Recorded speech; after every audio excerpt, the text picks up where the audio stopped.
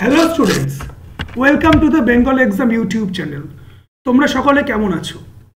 আমি তোমাদের দেবায়ন স্যার নিয়ে এসেছি আরআরবি এনটিপিসি এক্সপ্রেসের সম্পূর্ণ ভিন্ন ধরনের নতুন একটি সেট। তো তোমরা ক্লাসটি প্রথম থেকে শেষ অবধি করো। আমি আশা করছি যারা এই ক্লাসটি প্রথম থেকে শেষ অবধি করবে তারা এই নতুন ক্লাসটি থেকে কিছু না কিছু নতুন ইনফরমেশন পাবে, এবং ক্লাসটি ভালো লাগলে তোমরা the Bengal exam YouTube channel আমাদের রয়েছে, তোমরা সেখানে আমাদের সাথে যুক্ত হয়ে যাও। তো স্টুডেন্টস, আজকের ক্লাসের প্রথম প্রশ্ন, সদ্য মারা যাওয়া বাঘিনী কলারওয়ালি নিম্নের কোন জাতীয় উদ্যানে বসবাস করত? তো প্রথম আমাদের পান্না জাতীয় উদ্যান, দ্বিতীয় আমাদের পেঞ্চ জাতীয় উদ্যান, তৃতীয় কেবুল লামজাও জাতীয় উদ্যান এবং চতুর্থ আমাদের কুনোজ জাতীয় উদ্যান। এবং সঠিক উত্তরটি আমাদের পেঞ্চ জাতীয় উদ্যান।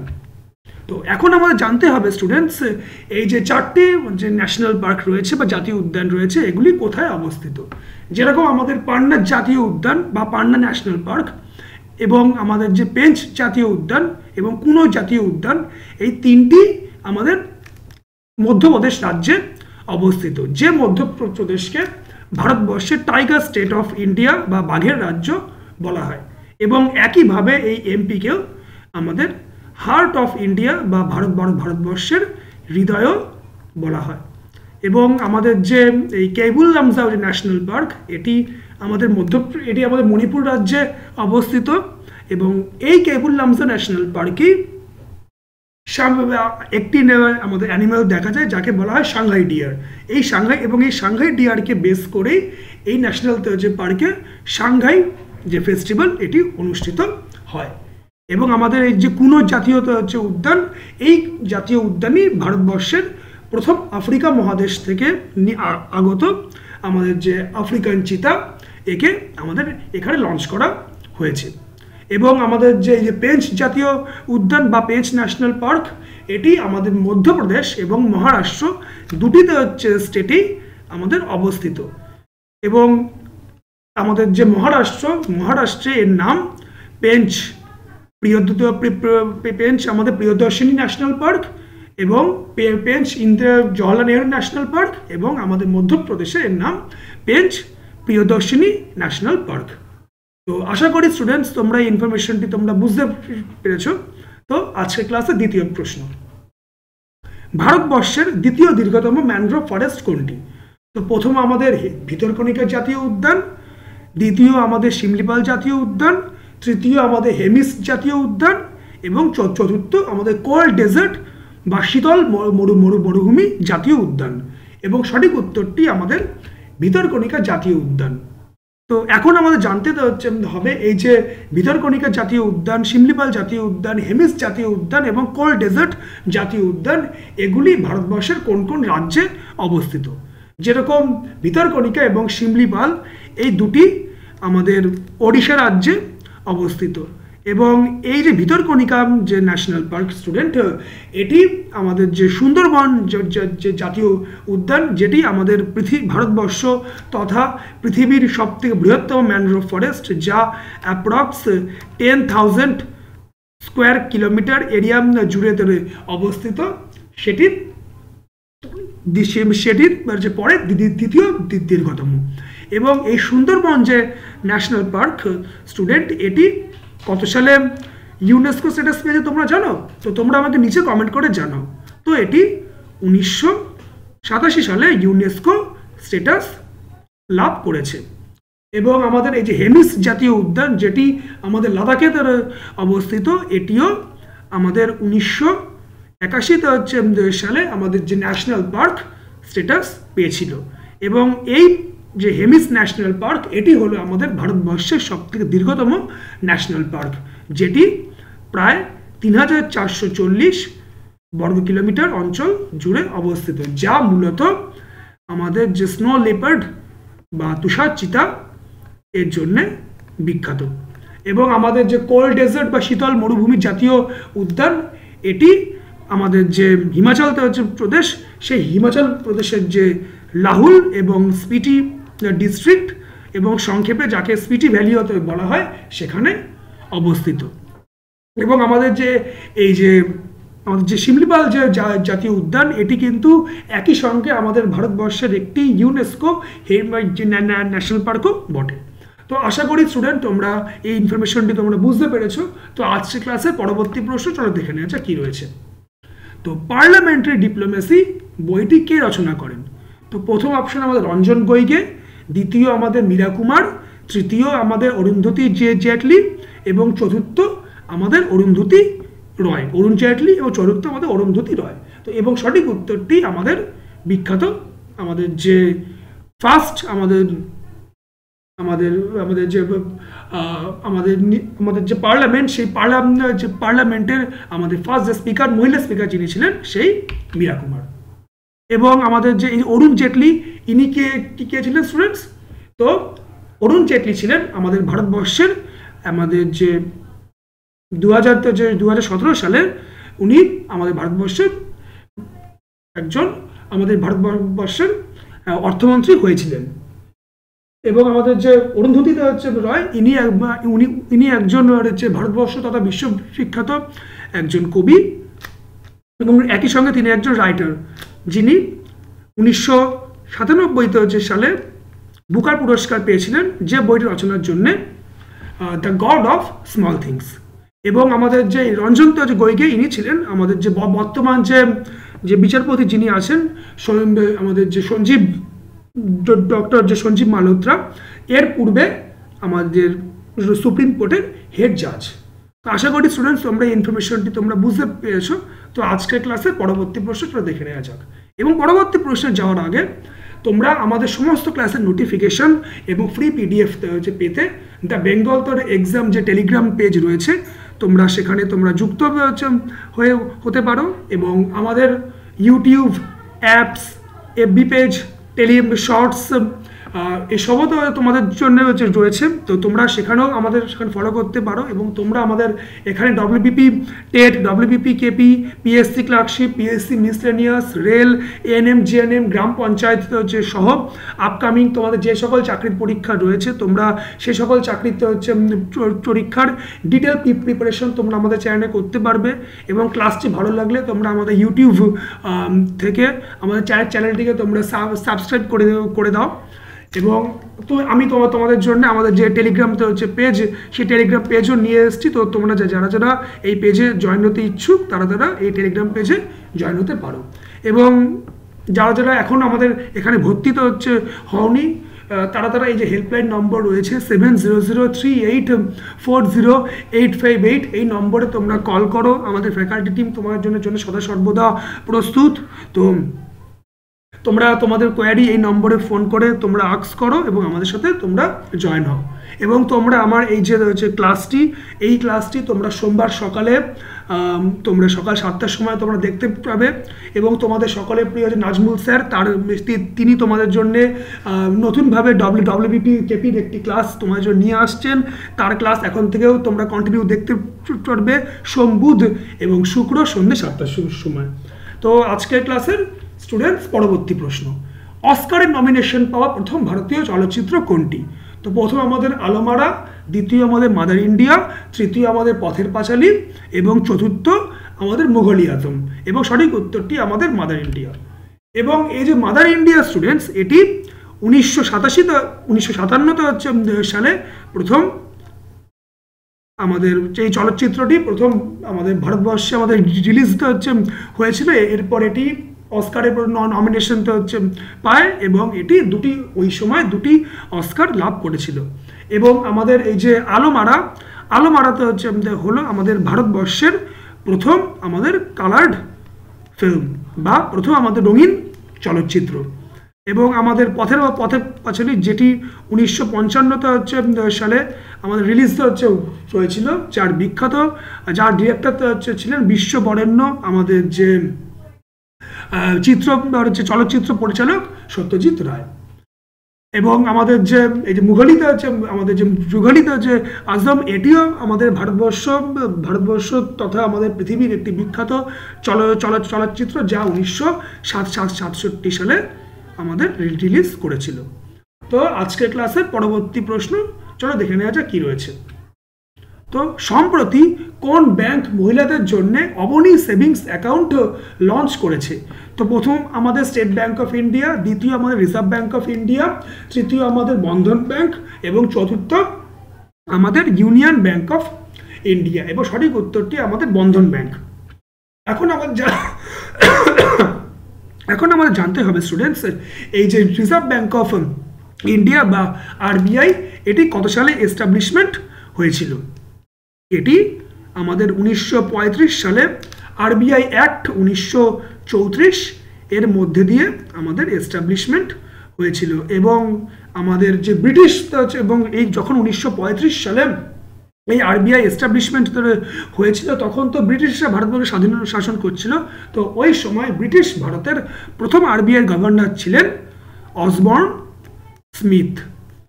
এবং ভারতবর্ষ স্বাধীন হওয়ার পরে ডক্টর সিডি দেশমুখ আমাদের এই যে রিজার্ভ ব্যাংক অফ ইন্ডিয়া বা আরবিআই তার প্রধান হয়েছিলেন।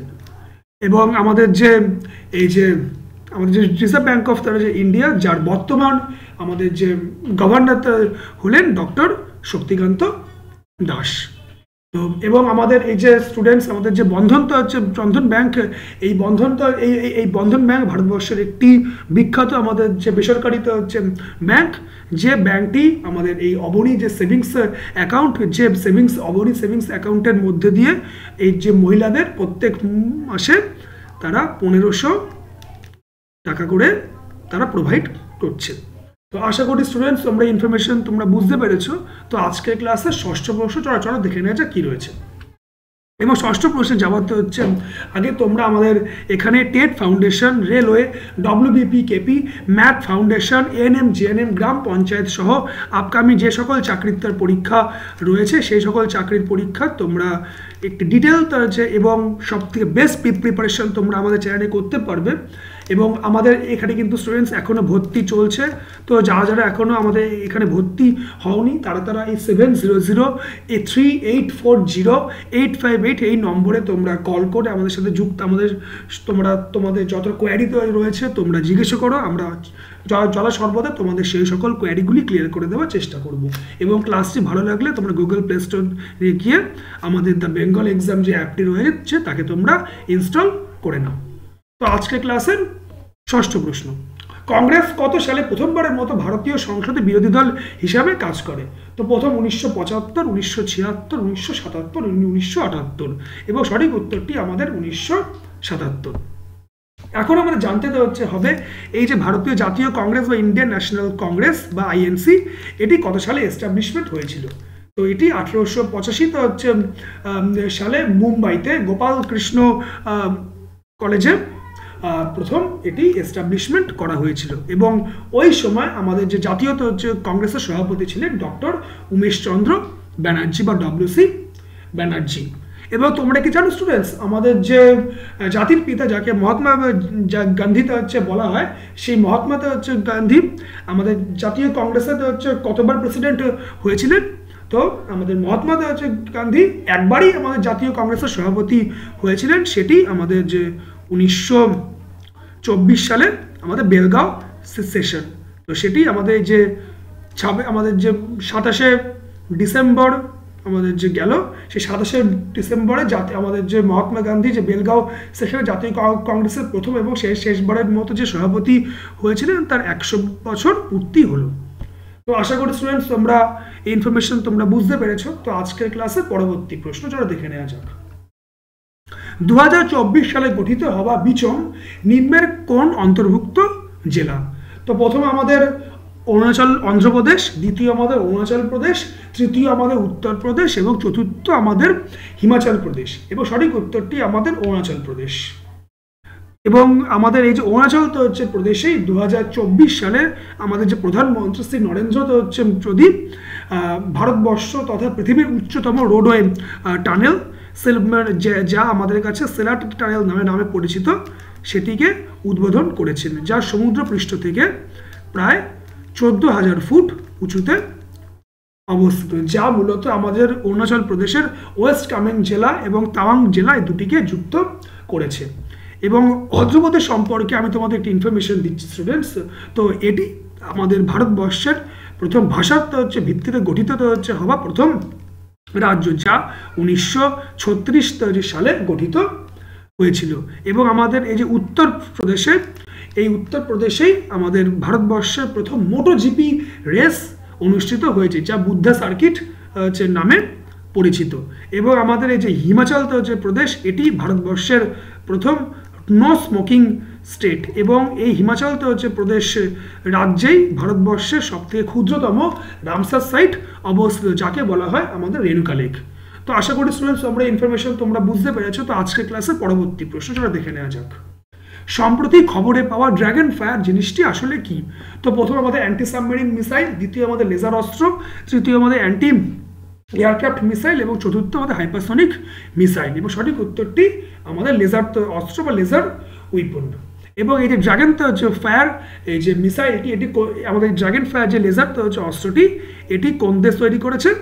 তো ইউনাইটেড কিংডম 2023 সালে প্রথম এই লেজার অস্ত্রটি তারা লঞ্চ প্রথম করেছিল। তো আশা করি তোমরা ইনফরমেশন তোমরা বুঝতে পেরেছো স্টুডেন্টস। তো ক্লাস তোমাদের যদি ভালো লাগে তো তোমরা আমাদের এই যে অ্যাডমিশন নম্বর দেওয়া রয়েছে, তো সেখানে তোমরা ফোন করে তোমাদের সমস্ত রকম কোয়ারি করে আমাদের সাথে তোমরা যুক্ত হতে পারো। তো আজকের ক্লাসের নবম প্রশ্ন, কোন আন্তর্জাতিক বহুজাতিক সংস্থা উডাসিটি নামক এডুটেক প্ল্যাটফর্মটি গ্রহণ করেছে?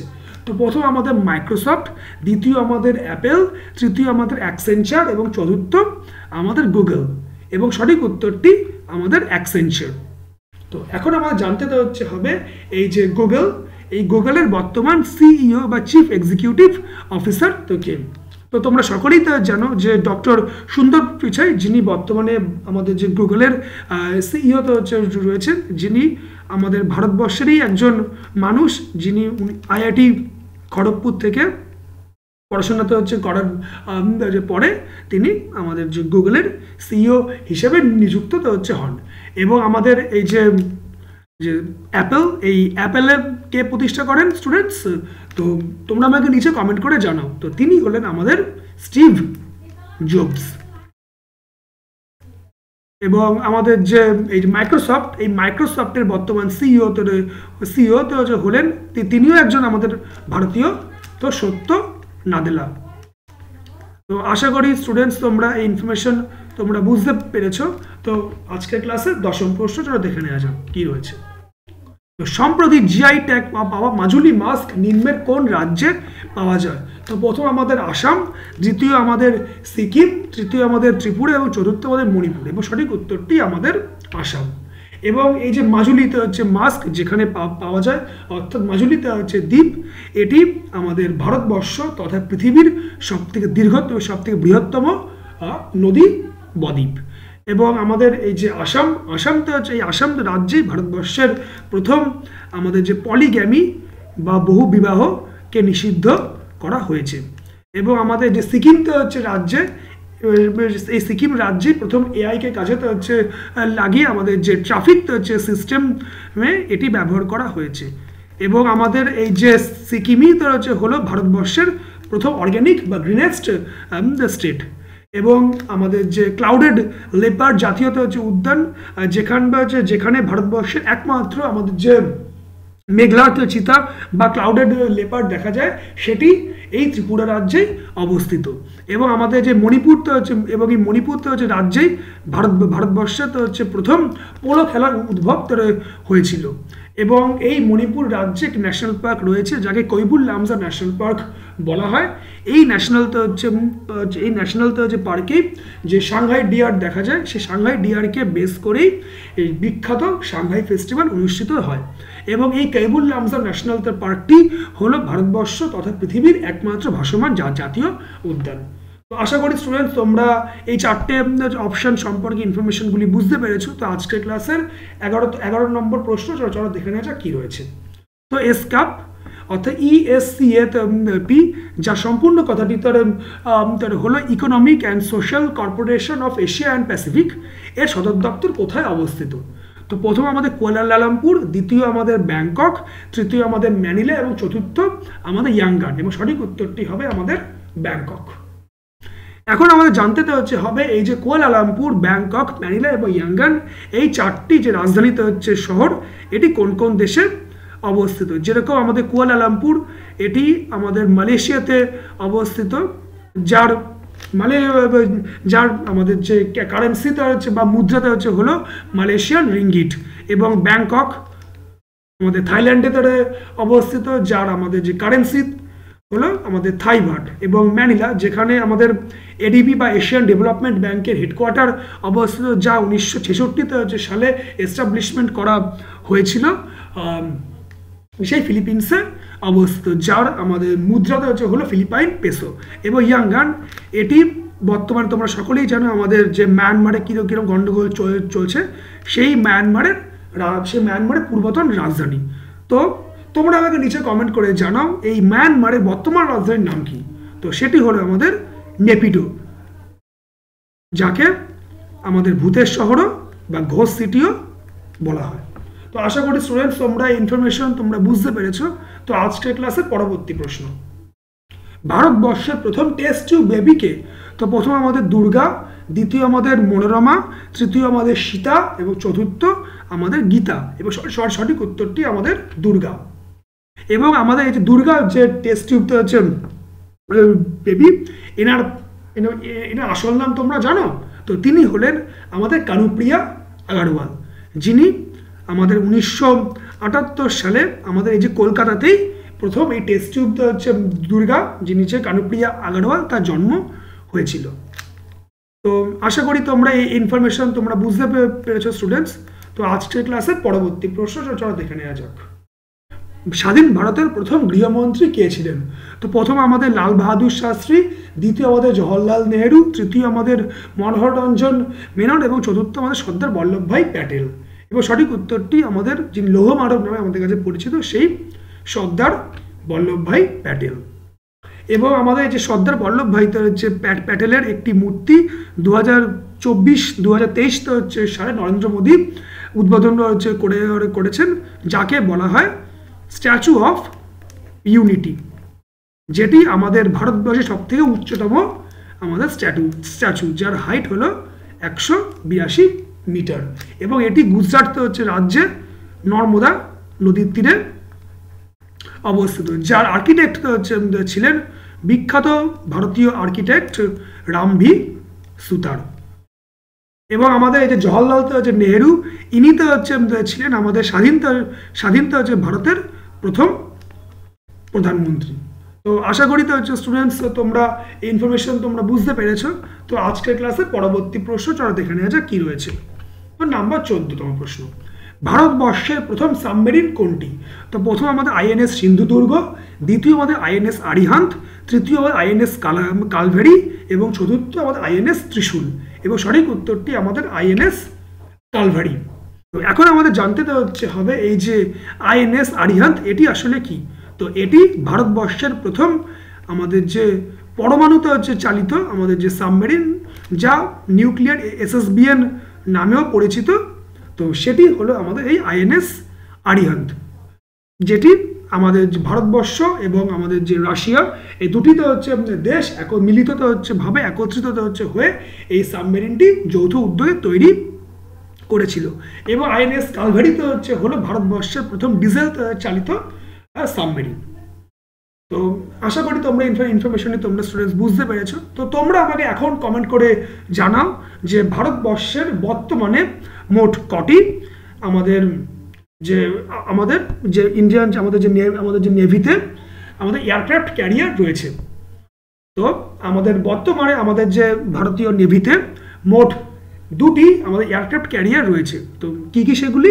তো একটি হলো আমাদের আইএনএস বিক্রমাদিত্য এবং অপরটি হলো আইএনএস বিক্রান্ত।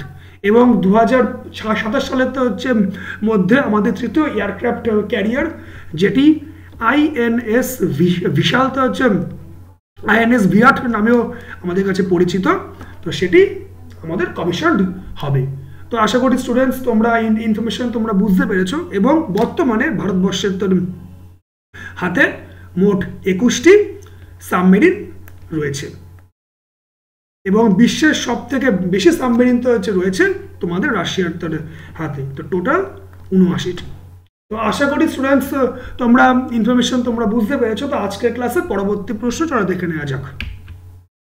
বগি এই টার্মটি নিচের কোন খেলার সাথে যুক্ত? তো প্রথম আমাদের হকি, দ্বিতীয় আমাদের গলফ, তৃতীয় আমাদের ক্রিকেট এবং চতুর্থ আমাদের সাঁতার। এবং সঠিক উত্তরটি আমাদের গলফ। এবং আমাদের এই যে গলফ খেলাতে হচ্ছে সঙ্গে যুক্ত, তোমরা কি আমাকে বলতে পারবে যে এই গলফ খেলার সাথে যুক্ত একজন বিখ্যাত খেলোয়াড়ের নাম কি? তো তিনি হলেন আমাদের সকলের তো হচ্ছে প্রিয় টাইগার উডস, যিনি আমাদের মোট 4 বার আমাদের যে গলফ আমাদের যে কাপ অনুষ্ঠিত হয় ইন্টারন্যাশনাল গলফ কাপ, তার বিজয়ী। তো আশা করি স্টুডেন্টস তোমরা এই ইনফরমেশন তোমরা বুঝতে পেরেছো। তো আজকের ক্লাসের পরবর্তী প্রশ্ন চলো দেখে নেওয়া যাক। ভাগোরিয়া উৎসব নিম্নের কোন রাজ্যে দেখা যায়? তো প্রথম আমাদের পাঞ্জাব, দ্বিতীয় আমাদের হিমাচল প্রদেশ, তৃতীয় আমাদের মধ্যপ্রদেশ এবং চতুর্থ আমাদের গুজরাট। এবং সঠিক উত্তরটি আমাদের মধ্যপ্রদেশ। এবং আমাদের এই যে পাঞ্জাবে একটি আমাদের নৃত্য অনুষ্ঠিত হয়, যাকে ভাংড়াতে বলা হয়। যে ভাংড়াতে নৃত্যটি মূলত আমাদের পুরুষরা আমাদের পারফর্ম করে এবং মহিলারা যে নৃত্যটি তারা পারফর্ম করে সেটি হলো গিদ্দা। এবং আমাদের এই যে গুজরাটের যে গির জাতীয় উদ্যান রয়েছে, সেখানেই ভারতবর্ষ তথা এশিয়া মহাদেশের যে এশিয়াটিক লায়ন সেটি পাওয়া যায়। এবং তোমরা তো সকলেই জানো আমাদের মধ্যপ্রদেশকে ভারতবর্ষের tiger state of the India এবং দ্য হার্ট অফ ইন্ডিয়া বলা হয়। এবং এই হিমাচল প্রদেশেই ভারতবর্ষের সব থেকে যে ক্ষুদ্রতম আমাদের রামসার সাইট, যেটি রেণুকা লেক নামে পরিচিত, সেটি অবস্থিত। তো আজকের ক্লাসের পরবর্তী প্রশ্ন চলো দেখে নেওয়া যাক কি রয়েছে। খুরং মিউজিক্যাল ইনস্ট্রুমেন্ট নিম্নের কোন রাজ্যে দেখা যায়? তো প্রথম আমাদের তামিলনাড়ু, দ্বিতীয় আমাদের মিজোরাম, তৃতীয় আমাদের ত্রিপুরা এবং চতুর্থ আমাদের নাগাল্যান্ড। এবং সঠিক উত্তরটি আমাদের মিজোরাম। তো এখন আমাদের এই 4টি ইনফরমেশন সম্পর্কে বেশ কিছু তথ্য জানতে হবে। যেরকম আমাদের যে তামিলনাড়ুতে রাজ্যেই ভারতবর্ষের সব থেকে বেশি পরিমাণ আমাদের যে রামসার সাইট দেখা যায়, মোট আমাদের 18টি। এবং এই তামিলনাড়ুতেই ভারতবর্ষের প্রথম আমাদের যে মিড ডে মিল স্কিম, যেটি আমাদের 1995 সালে Bharat government of the India এই তামিলনাড়ু রাজ্য থেকেই প্রথম গ্রহণ করেছিল, যাকে বর্তমানে PM পোষণও তো বলা হয়। সেই তামিলনাড়ুতেই প্রথম এই মিড ডে মিল স্কিমটি চালু হয়েছিল। এবং 2002 সালে আমাদের যে রাজ্য পশ্চিমবঙ্গ সর্বশেষ এই মিড ডে মিল স্কিমটি গ্রহণ করে। এবং এই মিজোরাম রাজ্যই হলো আমাদের বনভূমির উপর ভিত্তিতে করে সব থেকে আমাদের ডেন্সলি ফরেস্টেড স্টেট। এবং এই যে নাগাল্যান্ড রাজ্য, এই নাগাল্যান্ড রাজ্যে একটি বিখ্যাত উৎসব পালিত হয়, যেটি আমাদের কাছে এই হর্নবিল ফেস্টিভ্যাল নামেও পরিচিত, যেটি এই নাগাল্যান্ডের খোনেমা যে ভিলেজ বা খোনেমা গ্রাম, যেটি কোহিমাতে অবস্থিত, সেখানে এই আমাদের যে হর্নবিল ফেস্টিভ্যাল এটি প্রত্যেক বছর অনুষ্ঠিত হয়। তো আশা করি স্টুডেন্টস তোমরা ইনফরমেশন তোমরা বুঝতে পেরেছো। তো আজকের ক্লাসে পরবর্তী প্রশ্ন চলো দেখে নেওয়া যাক কি রয়েছে। তো নিফটি সূচক নিম্নের কোন স্টক এক্সচেঞ্জের সূচক? তো প্রথম আমাদের ক্যালকাটা স্টক এক্সচেঞ্জ, দ্বিতীয় আমাদের বম্বে স্টক এক্সচেঞ্জ, তৃতীয় আমাদের ন্যাশনাল স্টক এক্সচেঞ্জ এবং চতুর্থ আমাদের ন্যাসডক। এবং সঠিক উত্তরটি হবে আমাদের NSE বা ন্যাশনাল স্টক এক্সচেঞ্জ। এবং এই যে NSE, যেটি আমাদের 1992 সালে প্রথম এস্টাবলিশমেন্ট হয়েছিল। এবং আমাদের যে এশিয়া মহাদেশের সব থেকে আমাদের ওল্ডেস্ট স্টক এক্সচেঞ্জ কোনটি স্টুডেন্ট তোমরা জানো? তো সেটি আমাদের এই বম্বে স্টক এক্সচেঞ্জ বা BSE। এবং ব্রিটিশ টাইমে আমাদের কলকাতাতেও একটি স্টক এক্সচেঞ্জ আমাদের অবস্থিত ছিল, যাকে আমাদের ক্যালকাটা স্টক এক্সচেঞ্জ বলাতে হয়, যা পরবর্তীতে কালে যখন 1911 সালে আমাদের যে রাজধানী কলকাতা, ভারতবর্ষের রাজধানী কলকাতাতে থেকে আমাদের মুম্বাইতে নিয়ে যাওয়া হয়ে স্থানান্তরিত হয়েছিল, তখন এই Calcutta stock exchange Bombay stock exchange নামে সেটি রূপান্তরিত হয়েছিল। তো স্টুডেন্ট, আশা করি তোমরা এই ইনফরমেশনটি তোমরা বুঝতে পেরেছো।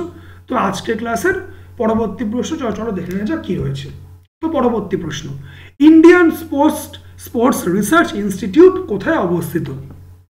তো প্রথম আমাদের পাতিয়ালা, দ্বিতীয় আমাদের জলন্ধর, তৃতীয় আমাদের চণ্ডীগড় এবং চতুর্থ আমাদের মোগা।